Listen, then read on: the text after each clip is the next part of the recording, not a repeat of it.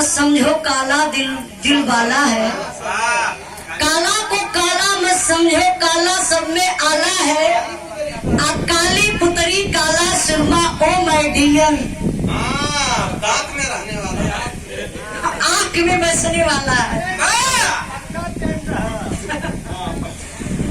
मैं तू नहीं दिया घरवा में सूतल बा एगो क्रिकेट के खिलाड़ी देवर मरले बा फील्ड में छक्का चौका। सिंघल तो कब होले बन करे।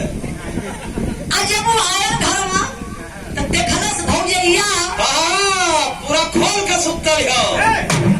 का खोल के सुत, एकदम कसम खा के बतिया का खोल के सुतल हो। दरवाजा खोल के सुतल। सही बोलत हो।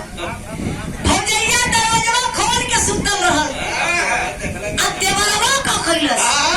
देखला मिजाज बन गेल ना। झूठ बात है, पक्का झूठ है। देवरवा कहा कैलस, इतना बड़ा वो बैठ रहले रहल। अब भौजैया के बगलिया में पिछवा बैठवा के मुश्किल बस खोल दहला। एक बगलिया में भौजैया के खोद दलस। भौजैया जोर से चौकल।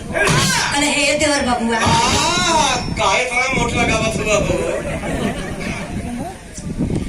इतना मजाक हमके बढ़िया ना लगत हो। तो देवरवा राखल की खिसियानी बिल्ली खंभा नोचे। देवरवा हर बार लगल ताके।